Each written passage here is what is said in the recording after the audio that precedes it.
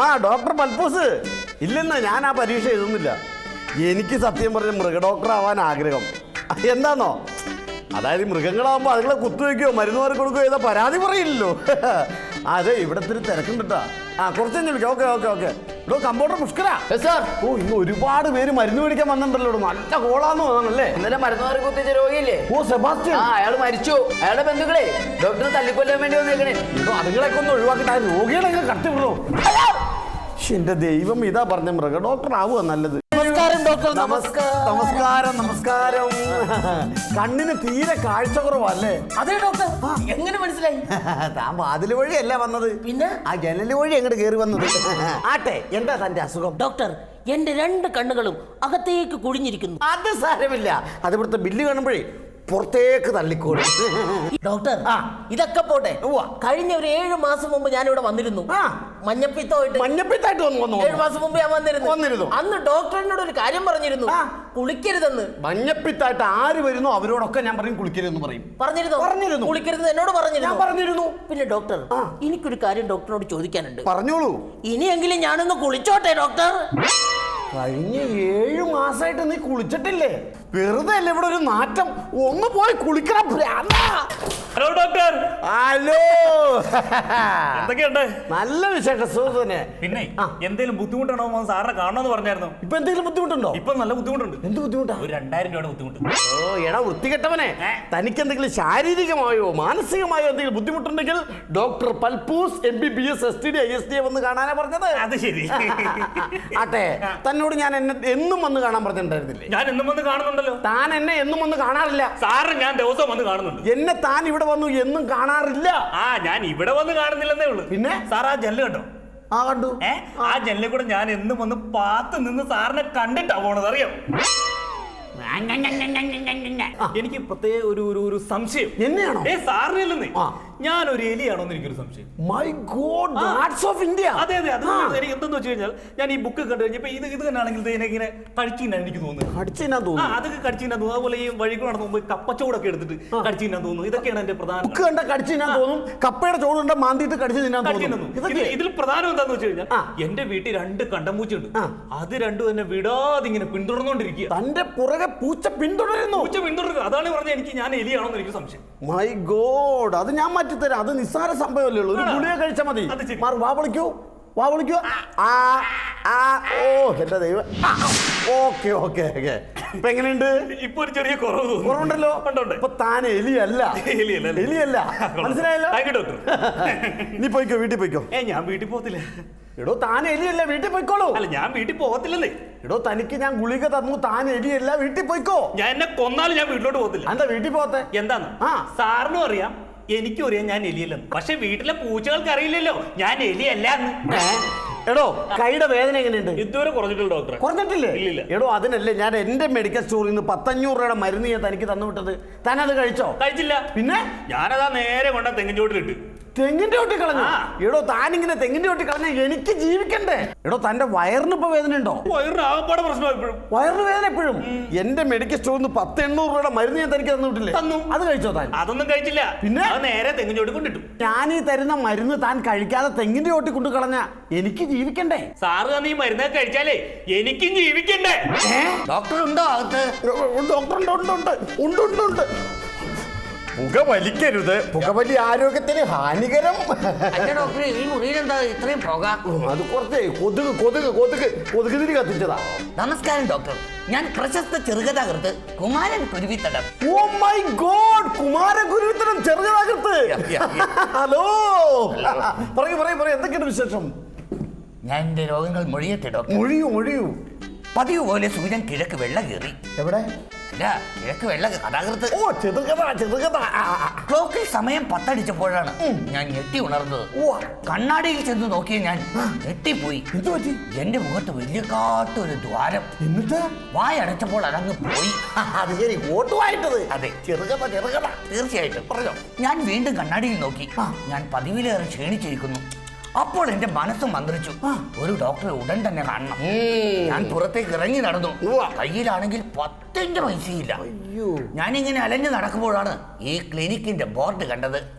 പെട്ടെന്ന് ഞാൻ ഈ ക്ലിനിക്കിലേക്ക് കയറി റിസപ്ഷനിൽ ചെന്നപ്പോൾ സുന്ദരിയായ സിസ്റ്റർ നിൽക്കുന്നു. കോമളവല്ലി അല്ല, പിന്നെ ഞാൻ അവളോട് പേര് ചോദിച്ചു. അവൾ പേര് പറഞ്ഞു, സിസ്റ്റർ അനസ്തേഷ്യ. ഞാൻ അവളോട് വീണ്ടും ചോദിച്ചു, ഡോക്ടർ ഉണ്ടോ? അവൾ കിളിക്കൊഞ്ചലോടെ നാണത്തോടെ മറുപടി പറഞ്ഞു, ഡോക്ടർ ഉണ്ടോ എന്നറിയില്ല, ഞങ്ങൾ എല്ലാവരും ഉണ്ട്. ഒടുവിൽ ഞാൻ ഡോക്ടറിന്റെ അടുത്തെത്തി. ഒറ്റ നോട്ടത്തിൽ തന്നെ എനിക്ക് ഡോക്ടറെ ഇഷ്ടമായി. സുന്ദരൻ, സുദൃഢൻ, ആരോഗ്യ ദൃഢഗാത്രൻ. സ്റ്റെതസ്കോപ്പ് കയ്യിൽ എന്ത് നിൽക്കുന്ന ഡോക്ടറെ കാണുമ്പോൾ എന്റെ മനസ്സിലേക്ക് ആദ്യം ഓടിയെത്തുന്നത് മരുത്വാമലയെ കയ്യിലെന്ത് നിൽക്കുന്ന ഹനുമാനെയാണ്. പറയൂ ഡോക്ടർ, എനിക്ക് ഞരമ്പ് രോഗമാണോ ഡോക്ടർ? എനിക്ക് ഞരമ്പ് രോഗമാണോ? പറയൂ. അതെ, തനിക്ക് ഞരമ്പ് രോഗം തന്നെ. ആവൂ, സമാധാനമായി. തനിക്ക് അടിയന്തരമായിട്ട് ഒരു ഓപ്പറേഷൻ വേണം ഡോക്ടർ. ഓപ്പറേഷൻ കഴിഞ്ഞിട്ട് പോരെ? എന്ത്? എന്റെ അടിയന്തരം. തനിക്കുള്ള മരുന്ന് ഞാൻ തരാം. കയ്യിൽ 5 പൈസ ഇല്ലാണ്ട് എന്റെ അടുത്ത് വന്നല്ലേ? അതെ. വിജനമായ ഒരു വഴി, മുറ്റത്തേക്ക് ഇറങ്ങുക. മുറ്റത്തേക്ക് ഇറങ്ങുമ്പോൾ നീണ്ടു നിവർന്നു കിടക്കുന്ന വഴിയിലൂടെ വെച്ചടി മുന്നിലേക്ക് നടക്കാം. മുന്നിലേക്ക് ചെല്ലുമ്പോൾ KSRTC സ്റ്റാൻഡ് എന്നൊരു ബോർഡ് കാണാം. അതിന്റെ താഴെ പടിഞ്ഞിരിക്കുക. കയ്യിൽ ടവലുണ്ടോ? തീർച്ചയായും. ടവൽ എടുത്ത് വൃത്തിയായി കുടഞ്ഞിട്ട് മുമ്പിൽ വിരിക്കുക. എന്നിട്ട് പോകുന്ന ആളുകൾ നോക്കി അമ്മാ ഒന്ന് പറയൂ. അമ്മാ. ഇച്ചിരൂടെ ഉറക്കം പറയൂ. അമ്മാ. ഒന്നുകൂടെ പറയൂ. അമ്മാ. അമ്മാ, കയ്യിൽ വല്ലതും ഉണ്ടോ തരണേ? അമ്മാ, കയ്യിൽ വല്ലതും ഉണ്ടോ തരണേ? എങ്ങനെ ആഞ്ഞാഞ്ഞ് പറഞ്ഞുകൊണ്ടിരിക്കുക. അമ്മാ, കയ്യിൽ വല്ലതും ഉണ്ടോ തരണേ? അമ്മാ, കയ്യിൽ വല്ലതും ഉണ്ടോ തരണേ? അങ്ങനെ പറയുമ്പോൾ ആളുകൾ എന്തെങ്കിലും ഇട്ട് തരും. അതുകൊണ്ട് മരുന്നൊക്കെ മേടിച്ച് കഞ്ഞിയും വെള്ളവും കുടിച്ച് ജീവിക്കും. നമസ്കാരം ഡോക്ടർ. നമസ്കാരം. ഞാനൊരു നീറുന്ന പ്രശ്നവുമായിട്ട് വന്നേക്കണത്. നീറുന്ന അതിദാരുണമായ പ്രശ്നമായിട്ടാണ് വന്നേക്കുന്നത്. അതെ. സാരമില്ല, ഞാൻ വെള്ളം ഒഴിച്ച് കിടത്തിക്കോളാം. പറഞ്ഞോളൂ. പേരെന്താണ്? പീതാംബരൻ. പീതാംബരൻ. വയസ്സ് 40. 40 വയസ്സ്. പീതാംബരൻ. ജോലി? വില്ലേജ് ഓഫീസറാ. വില്ലേജ് ഓഫീസറാ. Hello sir. ഓക്കെ. അതെ, എന്താ സാർ പ്രശ്നം എന്താണ്? അതായത് എനിക്കിപ്പോ ഒരു 40 വയസ്സുണ്ടല്ലോ. 40 വയസ്സായി. എനിക്ക് 2 കുട്ടികളുണ്ട്. കുട്ടികൾ തിരിച്ചെടുത്തണം? ഇല്ല, മൂത്ത ആള് ഡിഗ്രിക്ക് പഠിക്കുന്നു. ഓ മൈ ഗോഡ്, ഡിഗ്രിക്ക് പഠിക്കുന്നു. രണ്ടാമത്തെ ആള് പ്രീ ഡിഗ്രിക്ക് പഠിക്കുന്നു. പക്ഷെ ഇതൊന്നും അല്ല പ്രശ്നം. എനിക്കത് എങ്ങനെ പറയണമെന്ന് ഓർത്തിട്ട് സാരമില്ല, ധൈര്യമായിട്ട് തുറന്നു പറഞ്ഞോളൂ. അതായത് അല്ലേ വേണ്ട, പിന്നൊരു ഇരിക്കൂ. കാരണം നിങ്ങളെപ്പോലുള്ളവർ ഇങ്ങനെയുള്ള അസുഖങ്ങൾ പറയാൻ ബുദ്ധിമുട്ടുന്നത് കൊണ്ടാണ് ആ ഹോസ്പിറ്റലിൽ നിന്നും ഈ ക്ലിനിക്ക് ഞാൻ എന്റെ വീട്ടിലേക്ക് മാറ്റിയത്. കാരണം ഇവിടെ ആകുമ്പോൾ ഒരു വീടിന്റെ അന്തരീക്ഷമൊക്കെ ഉള്ളൂ. കൂടി വന്ന ഭാര്യ മാത്രമേ ഉള്ളൂ. അവളാണ് ഈ അകത്താണ്. അപ്പൊ ഇങ്ങനെയുള്ള നീറുന്ന പ്രശ്നങ്ങൾ എന്നോട് വളരെ ധൈര്യമായിട്ട് തുറന്നു പറയാം. കാര്യം ഡോക്ടറോടും വക്കീലിനോടും എന്തും തുറന്നു പറയണമെന്നാണ് പറഞ്ഞത്. ശരിയാണ്. ഓക്കെ, പറഞ്ഞോളൂ. പക്ഷെ എന്നാലും എന്റെ ഈ രോഗത്തെ കുറിച്ച് പറയുമ്പോൾ എനിക്കൊരു വല്ലാത്ത ജാള്യത. ഒരു കുഴപ്പമില്ല, ഒരു ജാള്യതയും വേണ്ട. ധൈര്യമായിട്ട് തുറന്നിങ്ങോട്ട് പറഞ്ഞോളൂ. പറയാല്ലേ? കുഴപ്പമില്ലായിരിക്കും അല്ലേ? ധൈര്യമായിട്ട് പറഞ്ഞു. ഇവിടെ ആരുമില്ല, വൈഫുള്ള. അത് കുഴപ്പമില്ല, ധൈര്യമായിട്ട് പറഞ്ഞു. അപ്പൊ സാറേ, എനിക്കെന്ന് വെച്ചിട്ടുണ്ടെങ്കിൽ ഞാൻ ഈ ജോലിയൊക്കെ കഴിഞ്ഞ് വീട്ടിൽ വന്ന് ഒന്ന് കുളിച്ച് ഫ്രഷായി ഒരല്പം ഭക്ഷണമൊക്കെ കഴിച്ചിട്ട് കിടന്ന് ഉറങ്ങിക്കഴിഞ്ഞാൽ ഒരു 12 മണിയൊക്കെ ആകുമ്പോഴുണ്ടല്ലേ, 12 മണിയാകുമ്പോ ഒരു 12 മണിയാകുമ്പോ എനിക്കൊരു എനിക്ക് എങ്ങനെ പറയണെന്ന് പ്ലീസ്. പീതാംബരൻ വില്ലേജ് ഓഫീസറാണ്. നിങ്ങളൊന്നും സാധാരണക്കാരെ പോലെ താഴെ ഭയങ്കര ജാള്യത സാറല്ലേ നിങ്ങള്. അപ്പൊ നിങ്ങൾ അങ്ങനെ താഴെ പറയൂ, എന്താ അസുഖം? ഒരു 12 മണിയൊക്കെ ആകുമ്പോണ്ടല്ലേ, 12 മണിയാകുമ്പോൾ ഞാൻ ഈ കിടക്കപ്പായി കിടന്ന് മൂത്രം ഒഴിക്കുന്ന ഒരു ചെറിയ വീക്ക്നെസ് ഉണ്ട് എനിക്ക്. കിടന്നു മുള്ളും. 45 വയസ്സ്, 2 കുട്ടികളുടെ പിതാവ് ആണ്. അത് വില്ലേജ് ഓഫീസർ. അതെ. കിടക്കപ്പായ കിടന്ന് മുള്ളും. കിടന്ന മുള്ളി. എനിക്ക് നാണാവല്ലോ കിടന്ന് മൂത്രം വയ്ക്കാൻ. ആണുങ്ങളുടെ വില കളയാൻ നടക്കണ്. ഒന്നല്ലേ 40-45 വയസ്സില്ലേ വൃത്തികെട്ടവൻ. ഞങ്ങളിപ്പോൾ ആണുങ്ങളുടെ വില കളയാനായിട്ട് ഇങ്ങനെ കിടക്കപ്പായി കിടന്ന് മൂത്രം ഒഴിക്കുക. മിണ്ടരുത്. ഇങ്ങനെ കിടക്കപ്പായ കിടന്ന് മുള്ള കിടക്കപ്പായ കിടന്ന് മൂത്രം ഒഴിക്കാന്ന് പറഞ്ഞാൽ നിന്നോട് ഞാൻ പല പ്രാവശ്യം പറഞ്ഞിട്ടുണ്ട്. ഞാൻ രോഗികളുമായിട്ട് സംസാരിച്ചിരിക്കുമ്പോ ഇതുപോലെ തുണി അലക്കാൻ എന്റെ മുമ്പിൽ കൂടി പോകരുതെന്ന്. ഓ, ഞാൻ തുണിയും കൊണ്ട് പോയതാ കുറ്റം. ചേട്ടാ ഇത് കേക്ക്. ഇയാള് വലിയ ഡോക്ടറാ. Doctor Palpoos MBBS STD ISD നാട്ടുകാരുടെ വലിയ പേരാ. കെട്ടിക്കാൻ പ്രായമായ 3 മക്കളും ഉണ്ട്. ഇതാണോ പ്രശ്നം? ഇതൊന്നും അല്ല ചേട്ടാ. രാത്രി 10-11 മണിയാകുമ്പളേ ഇയാള് പായിക്കിടന്ന് മൂത്രം ഒഴിക്കുന്നു.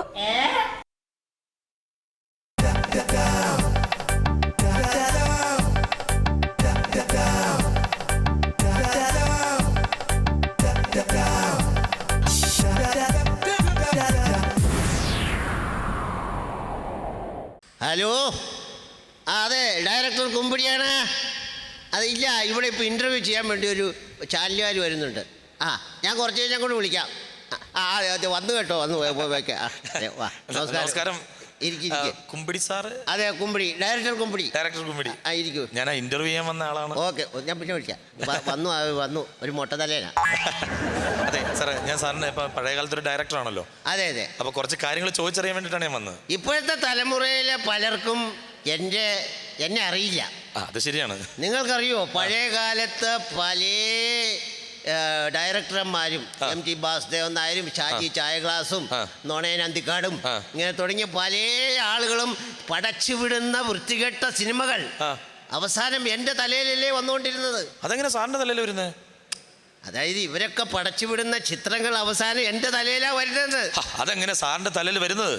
എനിക്ക് ഫിലിം പെട്ടി നോക്കണ പരിപാടി ഉണ്ടായിരുന്നു 24 വർഷം മുമ്പല്ലേ? അല്ല, അത് പണ്ട് തുടങ്ങിയ കാലത്ത്. ഓക്കെ, അപ്പൊ സാറേ ഞാൻ ചോദിക്കാൻ വന്നത്, ഇപ്പൊ ഈ മാട്ട എന്ന് പറഞ്ഞ സംഘടന ഒന്ന് പിളർന്നിരിക്കുകയാണല്ലോ. അതെ, ഒന്ന് പിളർന്നു, ഇനിയിപ്പോ പിന്നെയും പിളരും. അപ്പൊ അതിനെ കുറിച്ച് സാറിന്റെ അഭിപ്രായം എന്താണ്? ഇവിടെ മലയാള സിനിമയിൽ അവർണരും സവർണരും എന്ന 2 വിഭാഗം പേരുണ്ട്. ഇവിടെ ജനങ്ങൾ അറിയേണ്ട കാര്യമാണ്. ഒരു വിഭാഗം പേര് മാത്രം സുഖിക്കുക, മറ്റൊരു വിഭാഗം പേര് മാത്രം കഷ്ടപ്പെടുക. അല്ല സാർ, എല്ലാ സുഖങ്ങളും എല്ലാവർക്കും ഞാൻ ഉദ്ദേശിച്ചത് തന്നെ ഞാൻ പറയുന്നത്. ഇവിടെ ഞാൻ ഒരു കാര്യം തുറന്നു പറയാൻ ആഗ്രഹിക്കുകയാണ്. മലയാള സിനിമയിൽ ഇവിടെ നടീനടന്മാർക്ക് കൂട്ടിക്കൊടുക്കുന്നുണ്ട്. സാർ, ഞാൻ ഉദ്ദേശിച്ചതല്ല, ഞാൻ ചോദിക്കട്ടെ. അതുപോലെ പല നടന്മാർക്കും കൂട്ടിക്കൊടുക്കുന്നുണ്ട്. അതുപോലെ തന്നെ ഇവിടുത്തെ പ്രൊഡക്ഷൻ എക്സിക്യൂട്ടീവുകാർ കൂട്ടിക്കൊടുക്കുന്നുണ്ട്. ഡയറക്ടർമാർക്ക് കൂട്ടിക്കൊടുക്കുന്നുണ്ട്. ഇവർക്കൊക്കെ കൂട്ടിക്കൊടുക്കാമെങ്കിൽ പാവപ്പെട്ട ഡ്രൈവേഴ്സിന് കൂട്ടിക്കൊടുത്തുകൂടെ? ഇവർക്കും ഇല്ലേ വികാരവും വിചാരവും? അമ്മയും പെങ്ങന്മാരും ഒക്കെ ഭക്ഷണം കഴിക്കണ്ടേ അവർക്കും? സാർ, എന്ത് കൂട്ടിക്കൊടുക്കുന്ന കാര്യം പറഞ്ഞേ? താനെന്താ ഉദ്ദേശിച്ചേ? സാറെന്താ ഉദ്ദേശിച്ചേ?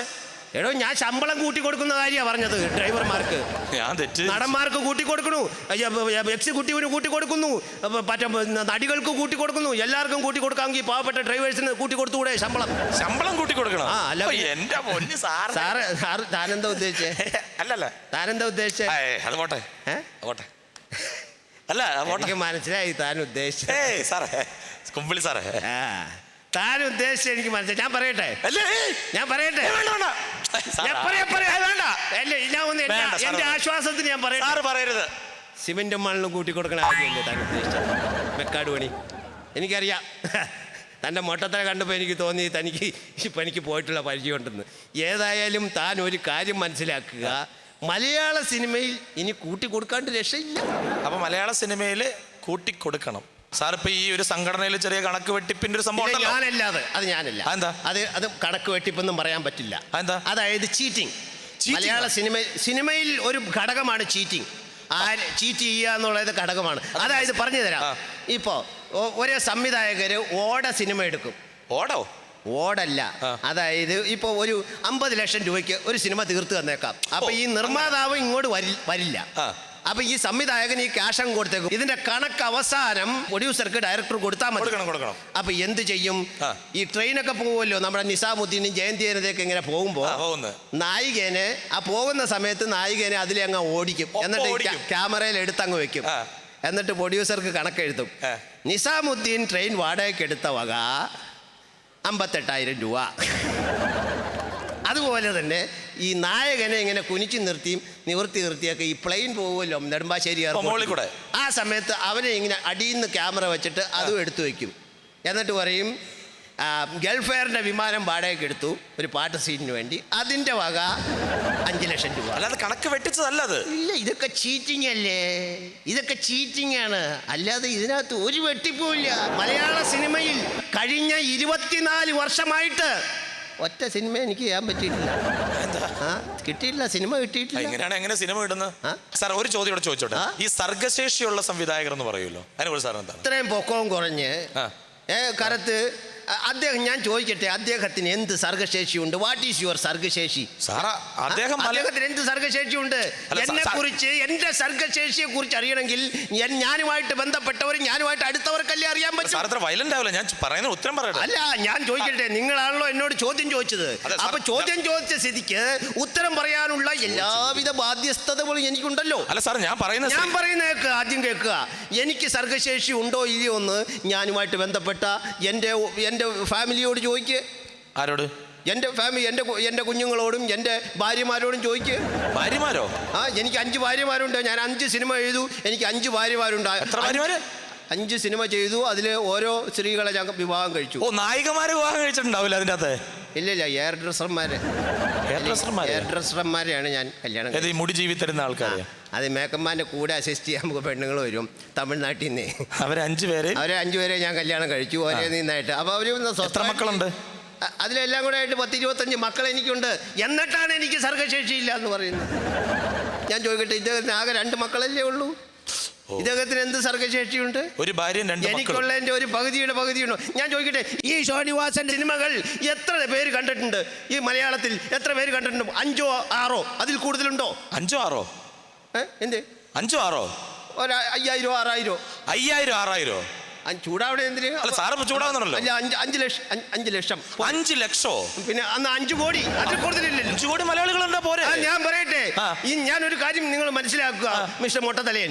അതായത് നിങ്ങൾ ഒരു കാര്യം മനസ്സിലാക്കണം.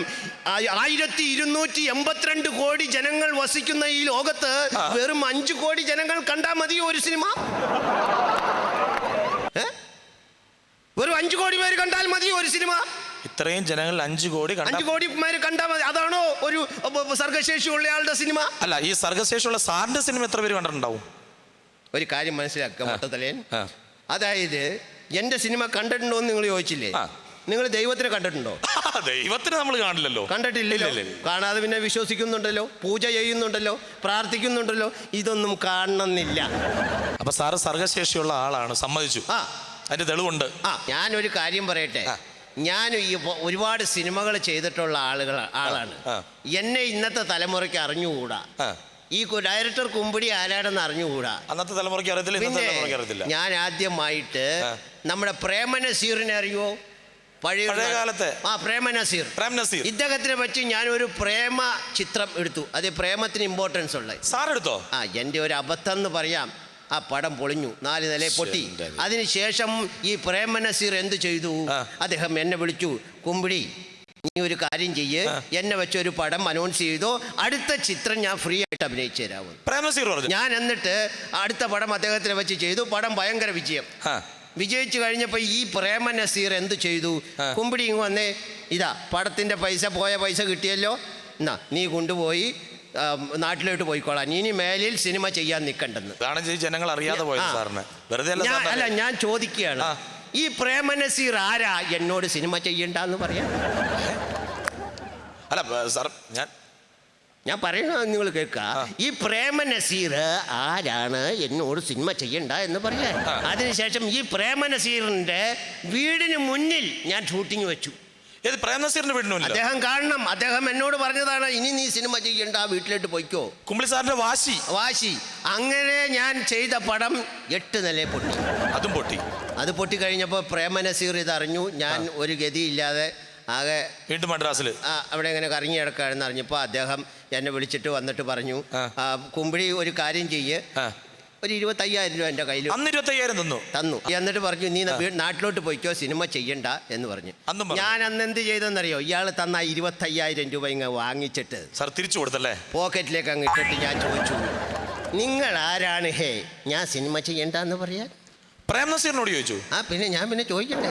അദ്ദേഹം എന്നോട് പൊയ്ക്കോളാൻ പറഞ്ഞു, സിനിമ ചെയ്യണ്ട. അതിനുശേഷം ഞാൻ ചെയ്തല്ലോ പല സിനിമകളും. ഭരത് അവാർഡ് കിട്ടാൻ വേണ്ടിയിട്ട് ഞാൻ ഡാൻസ്, നമ്മുടെ പ്രാചീന കലാരൂപങ്ങളായ മോഹിനിയാട്ടം, ഭരതനാട്യം, കൂച്ചിപ്പുടി, തെയ്യം, തിറ, ഒണീട തുടങ്ങിയ അല്ല കലാരൂപങ്ങളാ ഞങ്ങളുടെ നാട്ടിലുണ്ട്. അങ്ങനെ അപ്പൊ ഇതൊക്കെ വെച്ചിട്ട് ഞാനൊരു സിനിമ ചെയ്തു. സിനിമ റിലീസ് ചെയ്യുന്നതിന് മുമ്പത്തെ ഷോയ്ക്ക് പ്രൊഡ്യൂസർ പറഞ്ഞു ഇത് കൊള്ളാം, പക്ഷേ ഈ പടം വിജയിക്കണമെങ്കിൽ ബെൽറ്റ് സമ്പ്രദായം കൊണ്ടുവരണം എന്ന് പറഞ്ഞു. ബെൽറ്റോ? അതായത് ബെൽറ്റ് സമ്പ്രദായം എന്ന് പറഞ്ഞാൽ നമ്മുടെ 3D കന്നഡ ഗുണത്തില്ലേ? എന്ന് പറഞ്ഞ പോലെ ബെൽറ്റ് സമ്പ്രദായം കൊണ്ടുവരണമെന്ന് പറഞ്ഞു. ബെൽറ്റ് സമ്പ്രദായം അതായത് തിയേറ്ററിൽ ആൾ കയറി കഴിഞ്ഞാൽ ബെൽറ്റ് ഇട്ടങ്ങ് പൂട്ടും. ഓ ഇവിടെ അരയില് എന്നിട്ട് എഴുന്നേറ്റ് പോകാൻ പറ്റില്ല. ഓ ബെൽറ്റ് ഇട്ട് പൂട്ടിയ പിന്നെ എഴുന്നേറ്റ് പോകാൻ മൂത്രം പറ്റില്ല. ഒഴിക്കാൻ പോലും പോകാൻ പറ്റില്ല. അതെന്താ? പടം തീരണം, ബെൽറ്റ് ഓൺ ആക്കണമെങ്കിൽ. അല്ലെങ്കിൽ പടത്തിൽ ആൾ നിൽക്കണ്ടേ, അവസാനം വരെ കാണണ്ടേ. അവസാനമാണല്ലോ ഇതിന്റെ സസ്പെൻസ് നിൽക്കുന്നത്. ബെൽറ്റ് ഇട്ട് പൂട്ടിയ ആൾക്കാരെ കാണിക്കുകയാണ്. അതുകൊണ്ടും അത് മാത്രമല്ല ആ പടം വിജയിക്കാൻ കാരണം. ഞാനൊരു ഐഡിയ കൂടി വെച്ചു. ഈ പടത്തിന്റെ ഇടയ്ക്കാണല്ലോ ഇന്റർവെൽ. സാധാരണ സിനിമയിൽ ഇന്റർവെൽ അങ്ങനെയാണല്ലോ. ഞാനത് അവസാനത്തേക്ക് മാറ്റി. പടം തീരുമ്പോ ഇന്റർവെൽ 2.5 മണിക്കൂർ കഴിഞ്ഞ് ഇന്റർവെൽ. അപ്പൊ പടം തീരുമ്പോ ഇന്റർവെൽ. ഈ ഇന്റർവെൽ കാണുമ്പോ ഈ കണ്ട ജനം തന്നെ വീണ്ടും കേറുകയാണല്ലോ. ഓ ഇന്റർവെൽ കഴിഞ്ഞു വരുന്നു. അതെ, ഈ ഒരേ ഓഡിയൻസിനെ വെച്ച് ഒരാഴ്ച ഞാൻ ആ പടം ഓടിച്ചു. വെറൈറ്റിയാണ് സാറ്, ഭയങ്കര ബുദ്ധിജീവിയാണ്. വെറുതെ എല്ലാ താടിയും മുടി വളർത്തി. അതെ, അങ്ങനെയാണ് ആ പടം ഞാൻ ഒരാഴ്ച ഓടിച്ചത്. അതിനുശേഷവും പല പ്രാവശ്യം അദ്ദേഹത്തിനെ വെച്ച് ഞാൻ പടം ചെയ്തു. പടത്തിന് പൈസ കിട്ടി. അപ്പോഴും അദ്ദേഹം എന്നോട് പറയുന്നത് അങ്ങനെയാണ്, വീട്ടിൽ പോയിക്കോളാൻ. അപ്പൊ അത്രയ്ക്ക് ദേഷ്യമാണ് ചേട്ടനോട് പ്രേം നസീറിന്. ഞാനതാ ചോദിക്കുന്നത്, എന്താ പ്രേം നസീറിന് എന്നോട് ഇത്ര ദേഷ്യം? ചേട്ടന്റെ സർഗശേഷി അയാളെ നശിപ്പിക്കുകയാണ്. എന്റെ സർഗശേഷിക്ക് കൂച്ചുവലം കിടുകല്ലേ ഈ പ്രേം നസീർ? ആരാ പ്രേം നസീർ? എന്റെ അമ്മോ, നമ്മൾ പറഞ്ഞത് കേട്ടാണല്ലായിരിക്കും. ഞങ്ങൾ എന്തെങ്കിലും അറിയാതെ പറഞ്ഞിട്ടുണ്ടെങ്കിൽ ക്ഷമിക്കണം. കുമ്പടി ഒരു മിനിറ്റ് നല്ല മനസ്ഥിതിയുള്ള ആളാ. പണ്ട് ഇതുപോലെ എനിക്ക് ഒരുപാട് സഹായിച്ചിട്ടുണ്ട്. കണ്ടതേ, ഞാനിപ്പോ ഒരു സെറ്റപ്പ്. സാറേ, എനിക്ക് അവസാനമായിട്ട് ഒരു സെറ്റപ്പ് കൂടി റെഡിയാക്കി തരണം. നിനക്കൊരു സെറ്റപ്പ് കൂടി ഞാൻ ശരിയാക്കി വെച്ചിട്ടുണ്ട്.